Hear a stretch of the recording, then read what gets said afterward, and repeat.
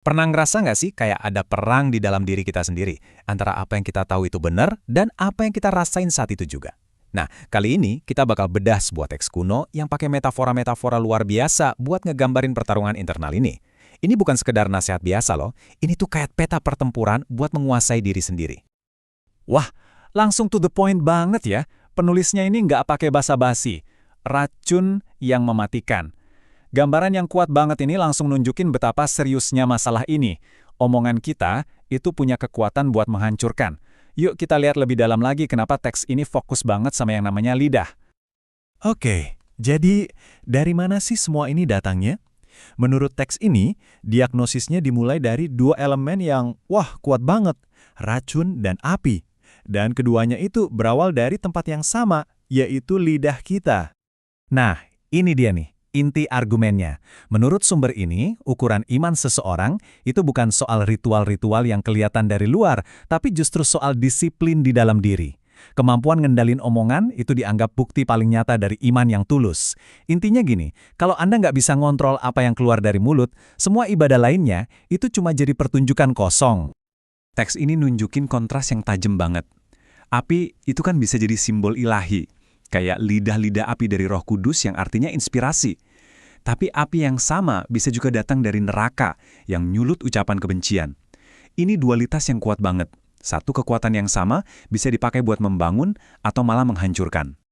Dan ini nih yang ngebedain. Teks ini tuh nggak bilang kalau ngerasa marah itu salah loh. Marah itu kan emosi sesaat, wajar. Orang bijak pun bisa ngerasain. Masalahnya itu baru muncul kalau amarahnya menetap. Nah, disitulah emosi berubah jadi cacat karakter, sebuah kebodohan yang udah berakar.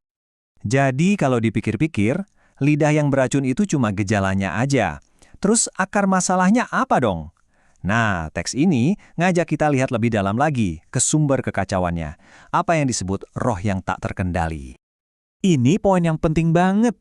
Waktu teks ini ngomongin soal nafsu yang tak terkendali, ini bukan sekedar perasaan biasa ya. Maksudnya itu adalah emosi yang saking kuatnya, sampai akal sehat kita, kemampuan kita buat mikir jernih dan ngambil keputusan yang benar, itu lumpuh total. Dan buat ngegambarin ini nggak ada yang lebih pas dari metafora utamanya. Coba dibayangin, sebuah kereta yang ditarik kuda-kuda liar. Si kusir yang jadi simbol akal sehat udah nggak bisa ngendalin apa-apa lagi. Kuda-kudanya yang jadi simbol nafsu lari kemana-mana. Nah, kayak gitulah gambaran jiwa yang dikuasai emosi, bener-bener kacau dan hilang kendali. Teks ini ngejelasin lebih jauh lagi soal akibatnya. Jadi, nafsu yang nggak terkendali ini bukan cuma ganggu akal sehat, tapi juga bikin seseorang jadi nggak pantas buat ngelakuin tugas-tugas suci. Ada ungkapan puitis banget nih, nafsu yang panas membuat doa menjadi dingin. Intinya, gejolak di dalam diri itu ngehalangin hubungan spiritual kita. Oke, kita udah lihat diagnosisnya, udah tahu juga akar masalahnya. Terus, solusinya gimana dong? Gimana caranya kita bisa pindah dari kekacauan di dalam diri ini, dari badai menuju ketenangan? Teks ini ternyata nggak cuma ngasih teori, tapi juga ngasih strategi praktis. Ada 3 langkah. Pertama, perlawanan dari dalam, sangkalah dirimu.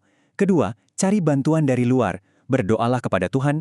Dan ketiga, tindakan nyata, berusahalah untuk memadamkan api murka. Jadi ini pendekatan yang lengkap banget. Dan biar gak cuma jadi omongan doang, teks ini ngasih contoh nyata loh. Yuk kita lihat kisah seorang pria bernama John Bruen dari Chester yang dijadiin semacam studi kasus keberhasilan.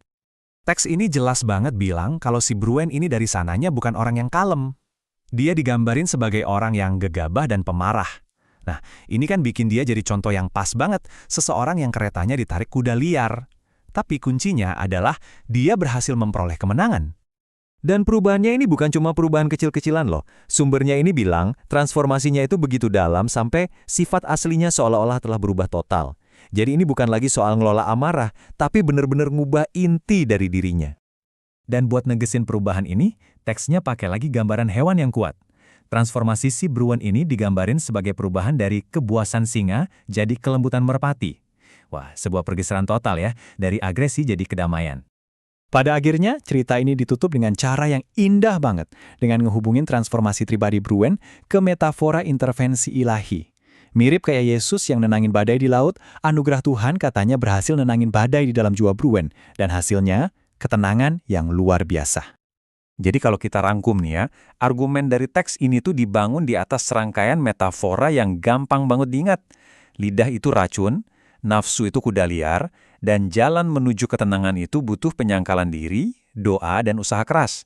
Tujuannya satu, mengubah badai di dalam diri kita jadi ketenangan. Nah, ini yang bikin kita jadi mikir. Teks ini kan ngelihatnya sebagai sebuah kemenangan atas nafsu. Tapi pertanyaannya, apakah kedamaian batin itu sebuah kemenangan atau justru sebuah bentuk penyerahan diri?